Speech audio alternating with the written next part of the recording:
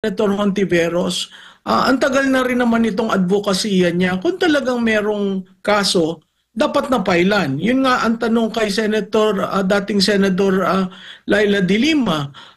Tama doon si Senator Estrada. Ikaw ay isa sa pinakamalakas, pinakamakapangyarihang kalihim nung panahon ni Presidente Aquino. Bakit hindi mo final? Ako, ang sagot ko doon, kasi it was a political narrative. Kailangan nila makadiscover ng dumi ni Duterte, dalhin sa national, yung malakas ang palakpakan ng uniform personnel. Kasi sinabi niya, wag niyo nang ipitin yan. Wag niyo nang balahurain yan. I will take full responsibility. Ating inaugurate nitong Pangulo natin ay yung mga proyektong patapos na nagsimula kay Presidente Duterte. Alam mo, every administration, you're given 6 years. But you cannot be lazy for 3 years and hopefully end up very well if you haven't started. Itong administrasyon na ito, pagkatapos ng eleksyon, you will be on your 3rd year. Saan ang nasimulan? Yun ang nakakapanghinayang kasi napakalaki ng mandato nila. Ang hindi ko maintindihan, bakit ba inuna ang politika? Ba't inunang siraan? Di ba? Ba't winaste yung panahon para lamang durugin ang Duterte? Well, katulad rin ako ng isa sa mga sumunod doon. That was a working day, pero napupuna mong ang feeling mo parang lahat nanonood, no? Matapang as usual ang ating dating Pangulo at pinanindigan niya yung programa. Alam mo, MJ, very clear na sinabi niya, I take full responsibility for this. At natutuwa ako dahil consistent yung sinasabi niya sa mga kapulisan at militar. Ang hindi ko lang maintindihan, bakit hanggang ngayon hindi nila maintindihan na ang bawat Pangulo may kanya-kanyang programa. May kanya-kanyang paraan kung paano gampanan ang mga programang yon.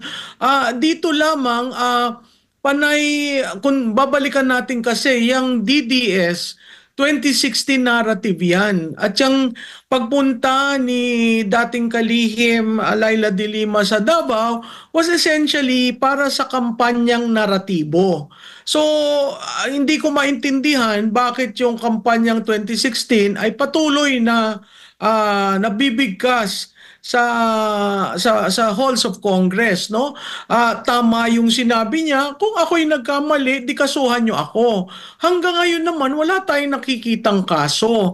Kasi yung kasong ganyan na fina-file mo sa dating Pangulo, na ginawa niyang one of the key programs ng kanyang administration, ay kailangan niyan hindi lang preponderance of evidence but beyond reasonable doubt na talagang programa niya na patayin yung mga dyan sa war on illegal drugs, no? Nakita rin natin noong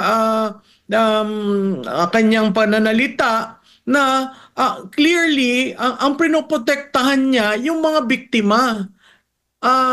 Sa tingin ko merong fundamental na philosophical difference kasi yung isang senador was aghast, nagulat, na-shock na ang ibig mong sabihin ang pinoprotektahan mo ay yung mga ang talagang kinakuan mo, ang dinidiin mo yung kriminal. Kriminal na nga, 'di ba? Kriminal na. Kung nahuli mo sa akto, kung nakakita ka ng drug den at talagang labas ang pagtitinda, anong gagawin mo? It's before your eyes. A crime is being committed. So, ako'y natutuwa. Sa tingin ko, lahat na nanood ay natuwa. Na-miss natin ang Duterte manner of communicating. Makita mo kahit sa halls ng Senado nagpalakpakan.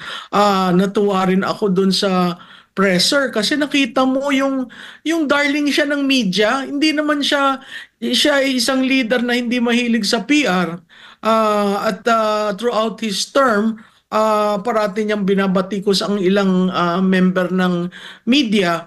Pero despite of that, wala siyang pinakulong, wala siyang pinaalsa na kung ano-ano, at respeto niya yung role ng media.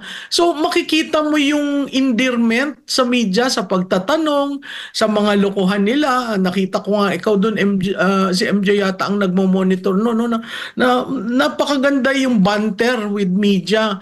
Hindi siya yung after 6 years na parati niya sinasabi, bakit ba mali pa ng mali ang inyong inuulat.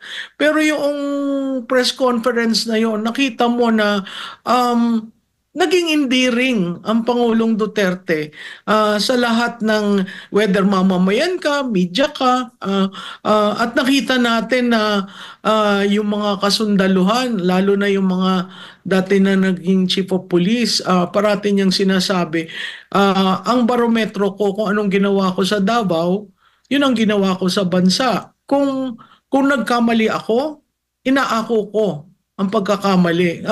At sa akin, MJ, ang very telling doon, yung sinabi na hindi ka naman nag-mayor, hindi ka naging prosecutor, hindi ka naging presidente, hindi mo na sinolbahan ang problema sa komunidad. Yun telling, kasi ang malalim ang hugot nun. Ma'am, anong take away nyo doon sa pag-ako niya sa sole responsibility sa drug war? Siyempre, umakto ang pulis base sa mandato ng chief executive at doon sa hearing malinaw na sinabi niya, inaako niya ang buong responsibilidad. Napakalalim din doon, ma'am, considering na PNP ang binabanatan sa issue na yan.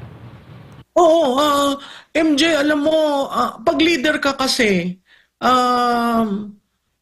lahat na nangyari sa iyong administrasyon, you should be responsible for that.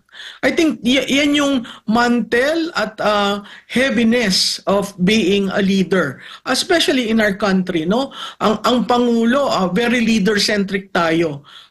Hindi nasusulbahan ang problema kung hindi ang leader mismong pumupunta doon at talagang yung makikita mo yung political will niya sa pagtuturong gawin nyo ang trabaho nyo. Malalim yon kasi inako rin naman niya na meron na mga naging problema, hindi perpekto ang kanyang administrasyon.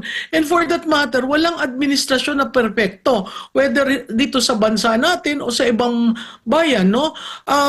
Merong kang nung nag-test na umattend siya doon, nag-testify siya sa committee, meron na siyang hindsight. Hindsight 2020, very clear ang vision. So sa tingin ko, naging frank siya. Sa tingin ko, yun talagang pag-leader ka, you really have to take hold of it. Whether ang nagkamali ay yung mga tauhan dun sa ibaba, basta sa kanya, very clear, dun kalaban kita kung kriminal ka. Ayoko may mamamatay, ayoko may masusugatan, di ba parati niyang ulit ng ulit ng pagsabi, not in my watch. Which means, tumino kayo. Ngayon, kung nagkaroon ng problema sa operation, ako, saludo ako dahil inako niya. Pero hindi mo naman masasabi na inutusan niya yung foot soldier na patayin mo. Ang sinabi lang niya, kung maglaban, diba? Self-defense na yun eh. And really, in an operation, marami nangyayari. Wala namang lahat ng operation ay successful. Parating may problema yan. Kasi it's a police operation. So, kailangan natin tandaan yon. And yet, challenge niya ang Senado. Kung sa tingin nyo ako'y nagkamali, filean nyo ako ng kaso. Nakita naman natin yung mga parents, yung pare, no? Ang akin, kung propaganda lamang yan, hindi yan uubra sa korte. Ngayon, kung meron kayong proof beyond reasonable doubt na inutos ng Pangulo na, patayin nyo si Malutikia, yun. Madali yung, anong tawag dito, madali yung desisyonan. Pero, kung ang sinabi niya, kung naglaban in an operation, di ba? Kaya nga parati niya sinasabi, bumunot ka ng baril. Lumaban ka. Kasi pag naglaban ka, ang armadong unit ng ating pamahalaan ay may right. Kaya nga binibigyan ng baril ang mga pulis, di ba?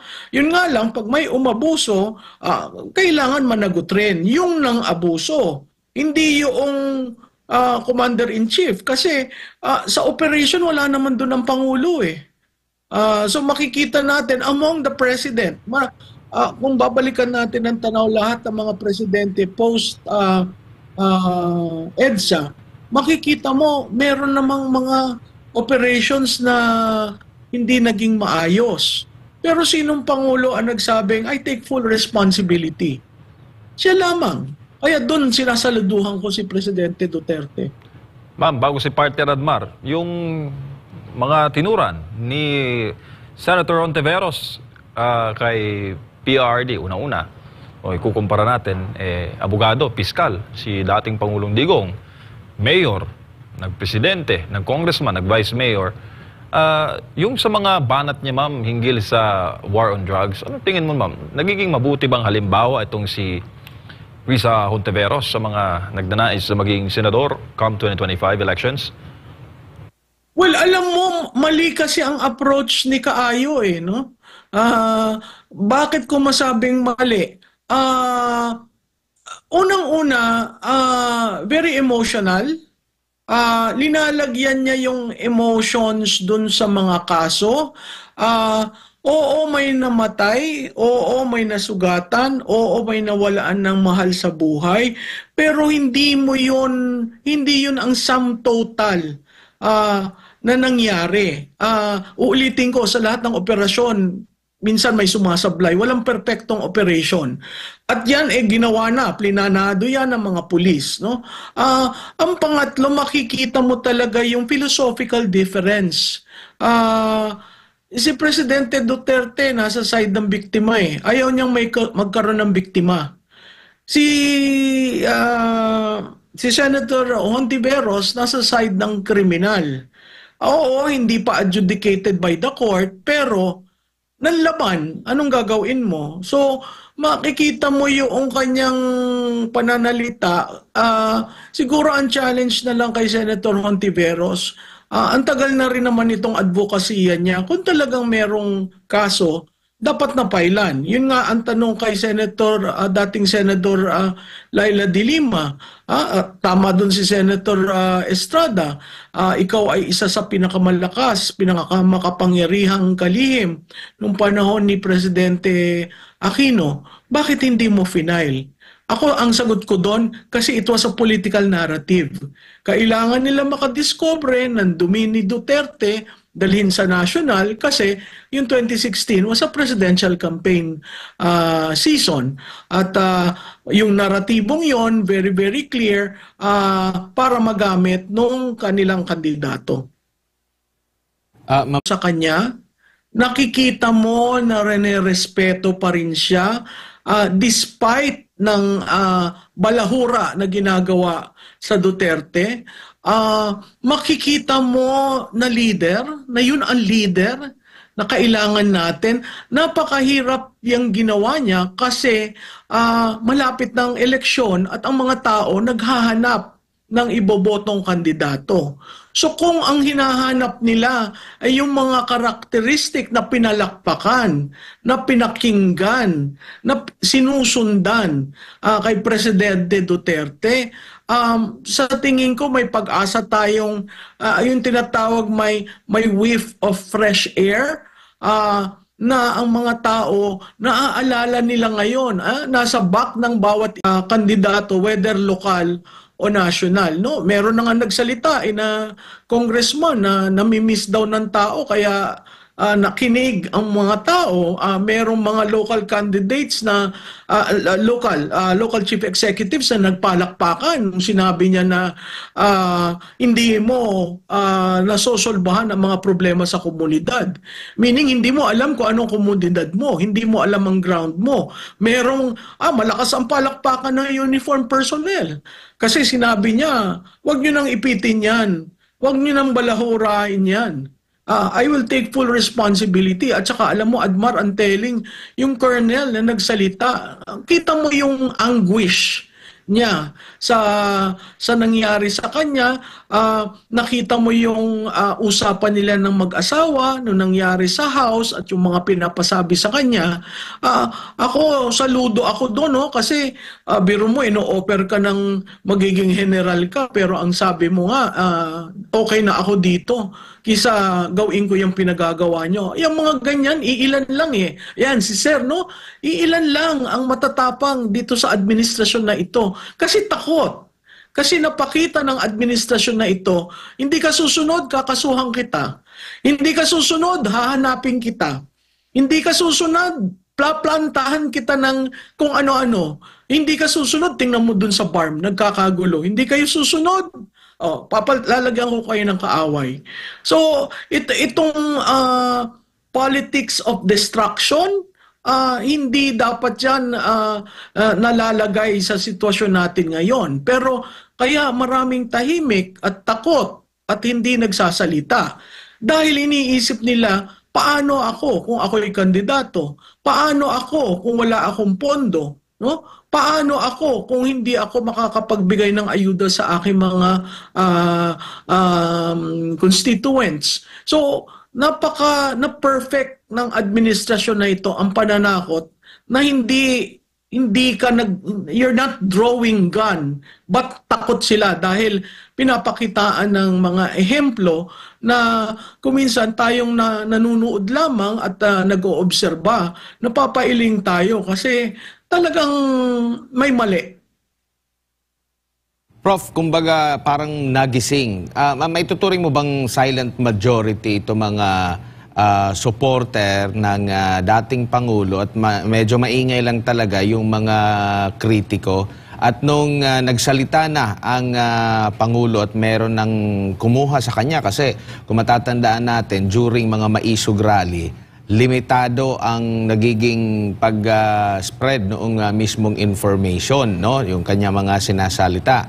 Pero dito, kumbaga lahat nakatutok, no? Lahat ng media, lahat ng platform. At dito, kumbaga ito yung nagpagising na yung pagbaba sa pwesto ni FPRRD na 8 sa 10 katao, pabor na pabor at mataas yung grado na binigay sa kanya, nananatili po yun, Prof. Admar, 2 years and 4 months, ang huli niya ng pagsasalita ay sa inyo, sa SMNI, tapos nagurgur yung, yung kanyang pinaka-show, di ba? Sa tingin, hindi sa tingin, there is proof na yung mga nanood ay kasamahan dun sa mga grupong nagmamatsyag, naghihintay, nag-aabang. Ang critical doon, sa tingin ko sa show nyo, sinabi ko na maraming galit sa mga nangyayari at maraming galit, maraming yung silent majority na could potentially be a protest vote. So itong pagharap ni dating Pangulong Duterte, yun yung naging mitya na muli pasalamatan nila yung dating Pangulo. Oo nga, no, bakit ba hindi natin ginagawa ito? So yung immediate reaction kasi niyan, kung titingnan mo, nanahimik ako bago ako nag-analyze dun sa aking FB wall, no? Pinakinggan ko yung mga tao at meron kami mga ginawang pamamaraan para malaman, totoo ba yung anger? Potential bang magkaroon ng protest vote? Kasi kung titingnan mo, Admar, parehong Duterte, both sharing the same brand, yung anak na Vice Presidente at ang Pangulong Duterte, nagsalita. Diba? Nagsalita si VP Sara, matindi yung mga sinabi niya. After a while, nagsalita si Presidente Duterte sa isang gathering sa Senado. So dinala niya yung laban niya mismong sa Kongreso. Pero critical, namili siya kung saang chamber siya haharap. At to a certain degree, yung 9 to 10 hearings ng Quadcom, Oh, isang hearing lang sa Senado. Medyo naging malamya ang mga ginagawa nila sa House of Representatives. So, kung titingnan mo 'yon, at titingnan mo ang nangyayari, napakatahimik ng politika, hindi mo napupuna. Nagtataka nga ako, bakit, magno-November na, bakit walang ingay? Wala kang naririnig, kakaunti lang ang nagpapaskil, lalo na sa national candidates ng kanilang mga TARP. So ang sense ko, na parehong nag-aaral, saan ba natin dadalhin itong kampanyang ito? Yung aming third quarter survey, dun sa aming Senate 2025, lumalabas doon ang top endorser ay si Presidente Duterte. And that was taken before he testified in the Senate. So, itong mga nasa administrasyon, oo, nasa inyo ang makinarya, nasa inyo ang pondo, pero tatandaan nyo, ang botante ba ay galit? Ang botante ba ay gusto mag-register ng opposition sa mga nangyayari? Marahil hindi nakamit noong mga maisog ang dapat mobilization na gusto nila. Pero dito sa pagharap ni Presidente Duterte, nakita natin yung impact ng isang pananalita. Isa lamang yung pananalita. So, kailangan mapag-aralan nila kasi yung terrain kung saan magkakaroon ng eleksyon, nagbabago. And anong yung nakikita nyo po, Prof, na dapat matutunan ng mga tumatakbo, lalo na doon sa mga, sa lahat na siguro, mga luma at doon sa mga bago, doon sa kanilang pagsusuyo sa taong bayan? Alam mo, Admar, hindi ka, sa tingin, sa show ba niyo yun? May sinabi ako na 6 ang malakas sa administrasyon that they can win on their own. Pero lumalabas, ang napupulsuan namin, naghahanap ng bagong muka at bagong pangalan sa Senado. Yun, very telling yun. Kasi dun sa yung formula ng administration, kumuha sila yung kayang tumindig sa sarili nilang lakas. Hindi kinakailangan ang endorsement ng Pangulo. Kasi yung endorsement ng Pangulo, ako, naninindigan ako, is melting. So yung lakas na yon, with this event na nangyari sa Senado, sa tingin ko kailangan pag-aralan nila. Everyone is going back to the planning board, kasi ang lumalabas, bagong pangalan, bagong muka. At kung titingnan nyo, yung mga re-electionists will have to do double time kasi hindi ka nakakasigurado na yung galit ng tao will not have an impact on them.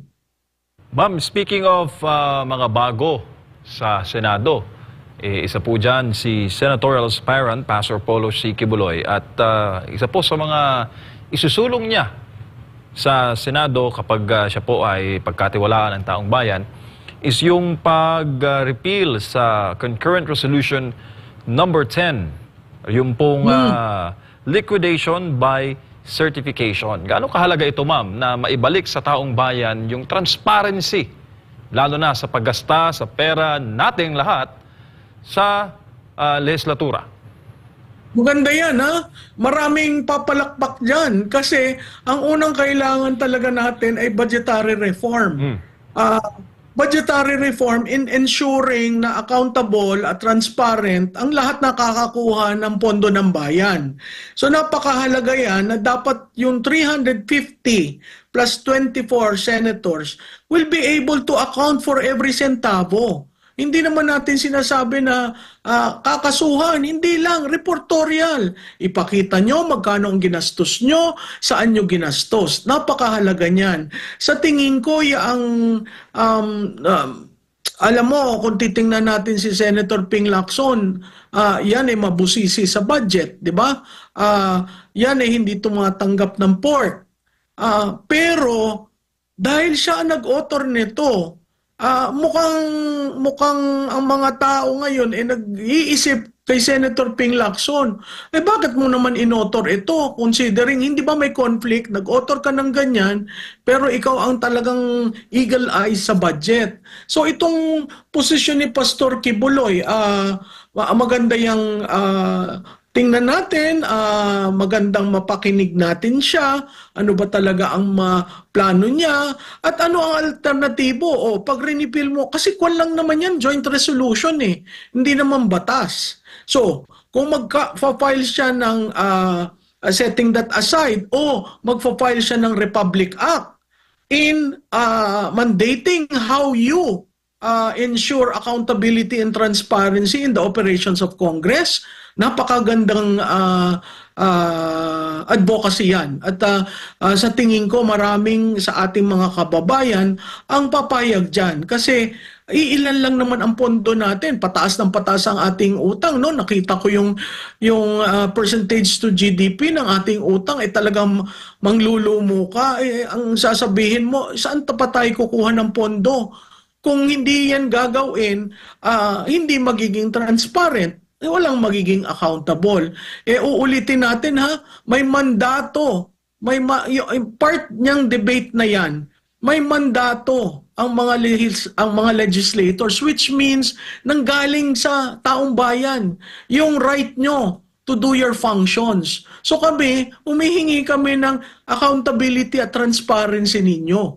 Yung pinanggalingan ng kapangyarihan nyo galing sa taong bayan. So yan, dapat nating tulungan dyan si Pastor Kibuloy na maisabatas at maayos ang congressional operations. Ma'am, I'll be asking this in good faith. Kasi ang mga tumatakbo ngayon, it's either ma-experience sa House or re-electionist sa Senate. At re-electionist din sa House of Representatives. Pero nakarinig na po ba kayo ng political aspirant na ito ang balak gawin the moment na siya maupo at tanggalin po yung concurrent resolution number 10? Wala. Ang alam ko na nag-move for congressional reform nung pang 8 Congress. Ako nandun sa opisina niya kay Senator Sagisag, naging chairman siya ng Ethics Committee. Ngayon, ang Ethics Committee in both chambers, wala halos ginagawa. Kasi ang sense ko, itong administrasyon na ito, walang conflict of interest. Hindi operational yung conflict of interest, hindi operational yung disclosures, hindi operational yung delikadesa. So, napakahalaga yan na pag-upo, yan ang mapag-usapan. At sana, hindi lang yung mapag-usapan sa committee, mapag-usapan sa plenary, at talagang, kumbaga sa first 100 days, yan ang naisabatas. Kasi that will herald a new chapter in congressional reforms. Kasi kailangan talaga ng reforma sa Kongreso. Kasi from the 8th Congress na napaka-steep sa ethical moorings, ethical standard. Ngayon, parang talagang ang daming conflict of interest. Ma'am, ika nga nila ma'am, mainam talaga na tingnan ang mga bagay-bagay sa detalye. Dito po sa panukala ni Pastor, sabi niya, require all government officials to submit detailed itemized accounts with receipts. Hindi na ito certification, receipts na pinag-uusapan sa lahat po ng paggasta sa kanilang pondo at introduce mandatory audits. Ito yung keyword, ma'am mandatory audits for all congressional expenditures to ensure compliance with financial regulations. Your take about that, ma'am? Alam mo, MJ, yung receipt ng 8th Congress, yan yung requirement bibigyan ka ng lump sum basta may resibo kang ibibigay. Yung mandatory audit, yan, welcome rin yan. Kasi, at siguro reforma sa ang audit code natin, no? Kasi yung isang problema really to fight corruption is to ensure that the Commission on Audit has the wherewithal and the tools para mapadali ang kanilang trabaho, no? Dito sa Kongreso kasi ganun na rin sa Supreme Court kasi yung respect to their jurisdiction and their mandate, parang nakikita mo yan, hindi na halos nagdedepensa ng budget nila, hindi na masyado nagpre-present. So, isa sa congressional reform is magkaroon ng hearing tungkol sa budget ng Kongreso. Noong 8th Congress, alam ko ang Supreme Court nagpupunta doon to present, no? Doon nga natin na kung hindi ko wala pa kayo noon, doon na napag-usapan yung bakit ano bang klaseng kurtina meron ng Supreme Court under the Davidic Court, no? Yun yung napag-usapan. So, napakahalaga niyang congressional reform. At kung ang congressional reform manggagaling dun sa mga nanalo na bagong pangalan, bagong muka, welcome development yan kasi nawawala na ang tunay na trabaho at lakas ng Kongreso. Interdependent, di ba? Checks and balance, nawawala na yan. Napakahalaga na ibalik natin yan para ang demokrasya natin ay maging tunay na demokrasya. By that way po ba, Prof, binabalik ng senatorial aspirant, in this case, our beloved pastor, yung kapangyarihan sa taong bayan? Kasi pera natin yan, Prof, eh. Tayo na magde-decide kasi nakikita natin kung saan papunta. Ganito pala, binili pala ng ballpen, binili pala ng fastener itong 10,000. At least, alam natin kung saan napupunta ang people's money. Ngayon yung 8th Congress, kaya nung bawat Senate office meron admin na ang ginagawa yan at talagang liniliquidate, hindi yung sweldo pero yung operation, no? Yung extraordinary maintenance and operating expense.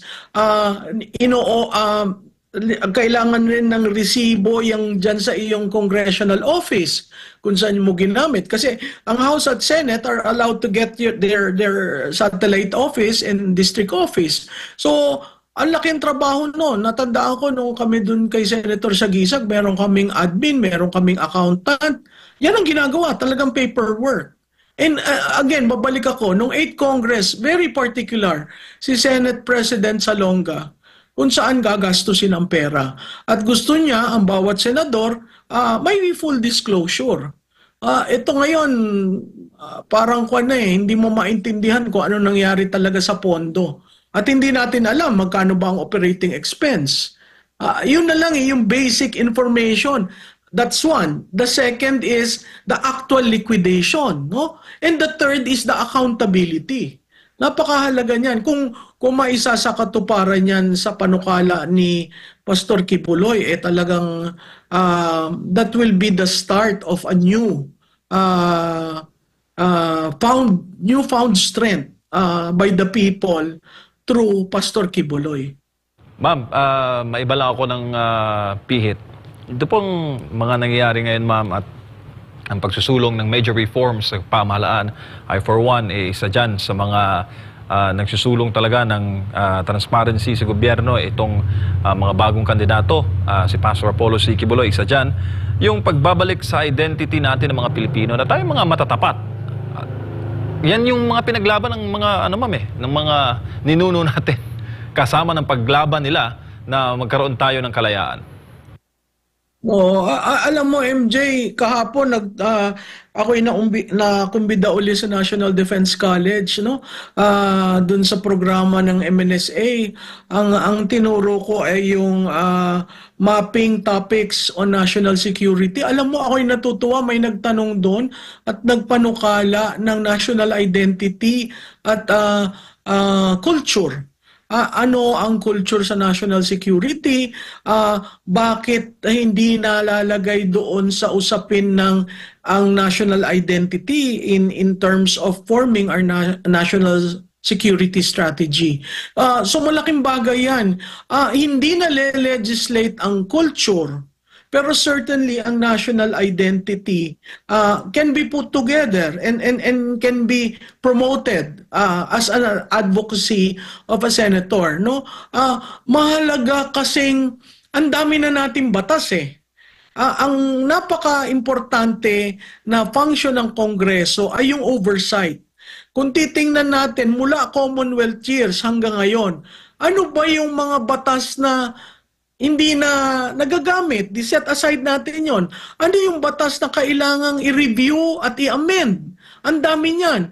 Ano yung batas na tinatawag na unfunded mandate?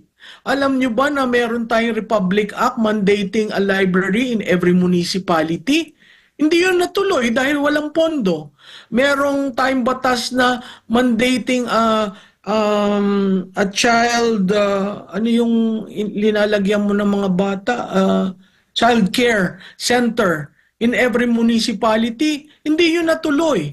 So ang daming mga batas na hindi, di ba failure yun ng Kongreso? Magpapas ka ng batas, hindi na i-implement. Bakit na hindi na i-implement? Kasi walang budget. So kung gagawin lamang ng mga liderato ng both chambers, ang legislative agenda nila is, pwede ba suyurin nyo ang mga batas? Ano ba yung pwede na nating i-retire?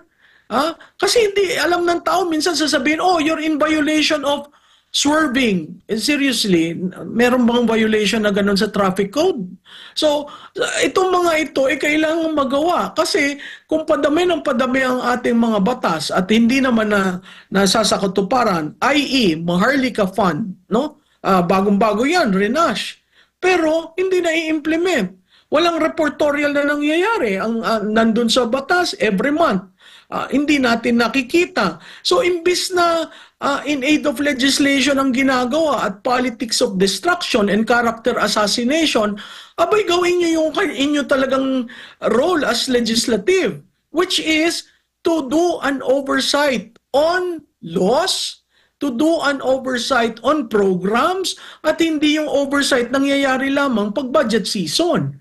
Kasi kung budget season yan, medyo limited na yung time mo. So, kailangan magkaroon ng refocus at kailangan magkaroon ng re-engineering. Ano ba talaga ang role ng Kongreso under this administration? At saka ma'am, yung priorities, ano ma'am, dapat, yun siguro dapat ang mamaster. Kasi, layo eh. Kaya ikaw, pag nagbibilang ka, magkano ba ang ginastos ng Kongreso? Sa bawat Republic Act na pinasa, magkano ang ginastos? Magkano ang ginastos sa BICAM? At pag ang lumabas sa BICAM, sandali lang, wala yan sa parehong version. Dati nun nagsisimula ang Kongreso, very clear eh. Pag wala dun sa version ng isa, hindi mo pwedeng ipas yan. Kailangan babalik ka dun sa Chamber of Origin. Hindi na yun nasusunod. Yung rules, hindi mo maintindihan kung ano ang rules. Every start of Congress, may rules na pinapasa.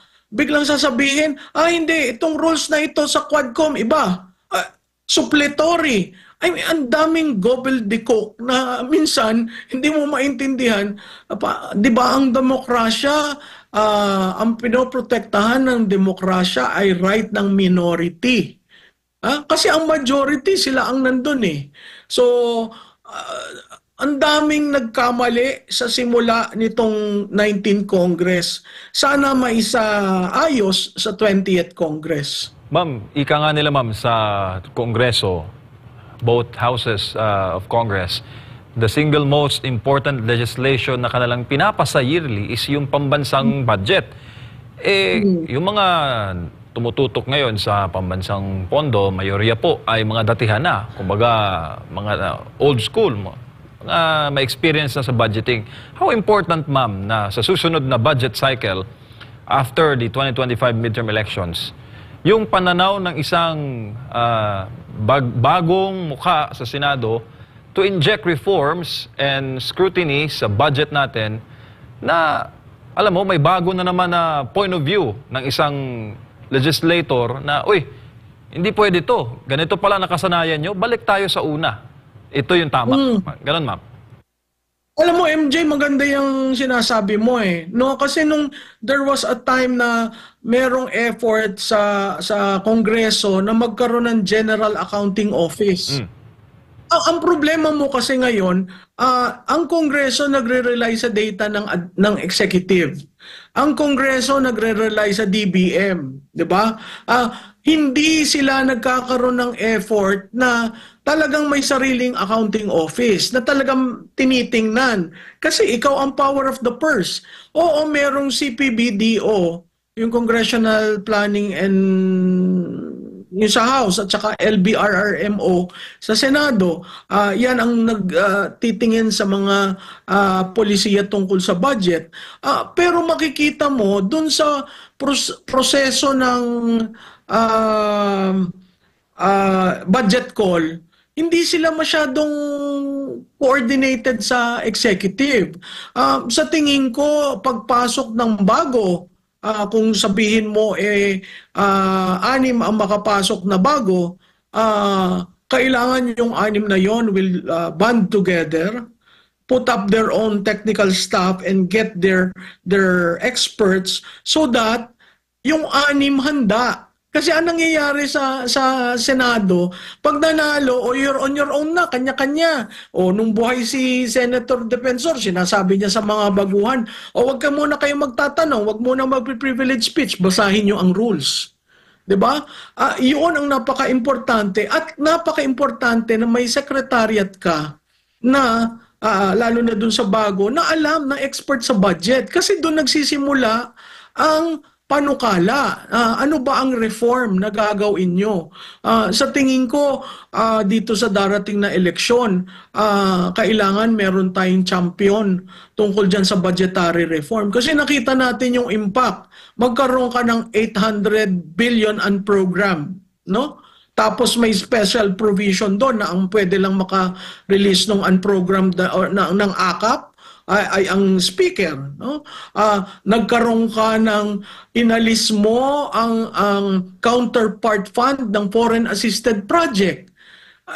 'Di ba? Hindi ko maintindihan kung paano 'yun nangyari, kasi ngayon lang ako nakarinig na ng ganyan. Kasi dumadaan yan sa NEDA. At kung ano yung mga projects na NEDA na approve, talagang may counterpart para ma-implement. So, lumampas tayo ng ilang taon na, may nakita ba tayong malalaking project na naumpisahan? Wala tayong nakikitang naumpisahan. So, yung build more, ay kailan yun magsisimula? O pag nagsimula ka, wala kang ma-inaugurate. Kaya ang nakikita nating inaugurate nitong Pangulo natin ay yung mga proyektong patapos na nagsimula kay Presidente Duterte.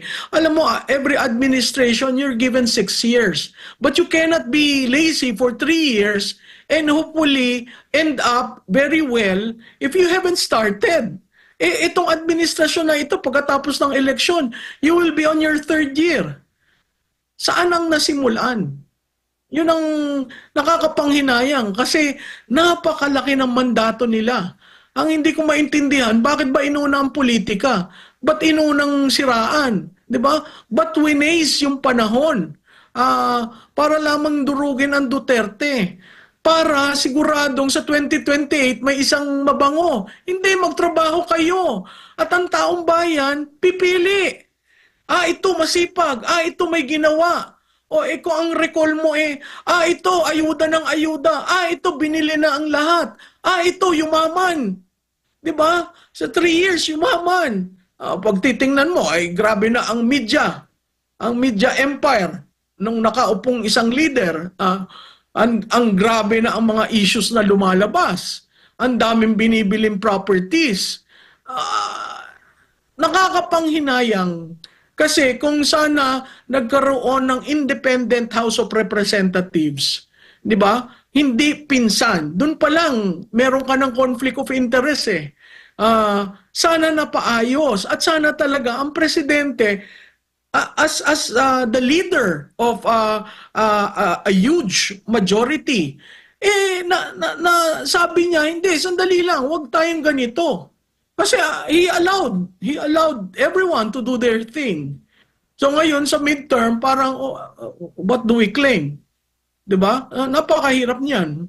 Ma'am, sa inyo pong experience sa pagmamonitor po sa takbo ng politika, gaano kahalaga po ang role ng Kongreso, ng both houses, sa counterbalance sa gobyerno na yung mga plano ng executive napipigilan sa pamamagitan ng masusing pagsisiyasat at pagtimbang ng mga senador at ng mga kongresista. Hindi yung rubber band, ma'am, ba? Kung dito ka, dito rin kami. Ganun, ma'am. Oo. Alam mo itong 19 Congress, ngayon lang ako nakakita na napakatahimik ang mga veterano, no? Nalulungkot ako dahil may mga ilang pangalan diyan napakagaling sa legislative pero tahimik sila. They chose to be quiet. Realidad yun ng politika. Pero kung pababayaan mo ang mga first-termers na walang experience, na everyday humaharap sa press conference at talagang pumipilipit ka, saan hinuhugot itong mga ito? At inaalaw ng liderato, maling-mali yun kasi it defines the institution. Remember, there are 350 members, individual members, and there is such a thing as the House of Representatives, no? So ang akin lamang sana naiayos para hindi naging mekanismo ang House of Representatives sa mga paninira na talagang wala sa lugar, no? Biro mo to conduct a hearing for 10 times, running from 10 to the wee hours of the night. That is cost. And at the end, what do you get? And this is not the kind of democracy, or this is not the kind of government that the people voted. No, the people voted for unity. Unity. So dapat nagkaroon ng effort na sandali, tsaka na muna yung politika. Trabaho muna tayo ng 3 taon. Pagdating ng midterm, o sige, kung maghihiwalay-hiwalay tayo, politika lang yan. Pagbalik natin, trabaho ulit tayo. Ang trabaho nila, paninirang puri. Hindi naman ganun dapat ang Kongreso. Oo, may dissent, because ang dissent is part of democracy. Oo, may contrarian view, at minsan hindi mo mapapagsama-sama yan, pero kailangan ang boses ng minority. Kailangan ng debate. Ang Kongreso is a deliberative body. Hindi yan paspasan. Deliberative kasi may mga existing rights ang bawat isa na maaapakan kung pabilis ka ng pabilis at pinapaboran mo lamang kung ano yung gusto. Babalik uli ako dun sa Maharlika Fund. Wala yan sa legislative agenda. Tinapos nila ng 1 buwan. Ano na nangyari? Kaya balik tayo ng balik dun sa Maharlika Fund kasi it's supposed to be a fund for the infrastructure program. So, ibig sabihin, walang pumapasok na investment. Bakit walang pumapasok na investment? Kung titingnan nyo, ang number 1 factor sa risk management sa atin is the political noise, the instability, the uncertainty of policies, and the inability of investors to predict. So, certainty, predictive, at saka stable ang ating policy regime. Hindi kung gumising ka ng isang araw, may nagsuggest sa'yo, maganda yan, sige, file nyo. Ano nangyari dun sa pinag-agrihan? Oo, I'm giving it to the House of Representatives dahil dun sa legislative agenda ng Pangulo, marami dun check. So habang ang parati sinasabi, tapos na kami, Senado naman. Again, papasok tayo doon, ano ba ang House? Ang House is district. Ang Senado is national. Kaya mabagal ang Senado. Ang district, parochial. To a certain degree, ang pwedeng meron diyang issue-based, advocacy-based na pananaw ay ang mga party list kasi they're supposed to be representative of marginalized sectors. Pero kung ginegame mo rin pati party list, na ang balita ko, yun ang mangyayari because that's 54 seats. And if you corner 54 seats, that's a large voice. That's a huge number to block anything. Wag naman natin gawin na politics for politics sake. Gawin natin yung trabaho natin para sa bansa. Ma'am, muling tanong mula sa mga viewer natin. Ano pong masasabi ninyo sa sinasabi ng ating mga nanonood at mga nanonood na naglilista sa inyong mga sinasabi ngayon, ma'am? Yung katagang revenge vote sa 2025 elections. Alam mo, yung revenge vote, ang dapat nyo lang sisihin, kayong gumawa ng ganitong politika. Kayong gumawa na pagdidistribute ng ayuda na akala mo cash. I mean, I am so surprised you bringing 1 billion cash. So the revenge votes, ang makakatigil lamang niyan ay tamang pamamahala, tamang pagharap sa tao, tamang pagtutulong-tulungan, at tigilan na natin yung character assassination. Yung character assassination doesn't do our country well. Nakita natin na ginawa yan nung panahon ni BP Binay na perfect to a certain degree. Pero where did that bring us? Ngayon, ginagawa, agang-aga, November 2022, agang-aga, tinira na ang kasama nyo sa unit team. Agang-aga, hinahanapan nyo ng paraan para durugin ang Duterte. Ginigising nyo ang natutulog na pakiramdam ng taong bayan. At yung revenge vote na sinabi mo, ayan ay tamang-tama. Kasi wag nating hintayin ang tao magalit at i-express ang kanilang pananaw sa boto. Tatandaan natin, napakahalaga ho ng bawat botante. Kung ngayon nyo lang yan tinitingnan, ngayon nyo lang pinag-aaralan, nagkakamali kayo sa ginawa nyo in the past 3 years.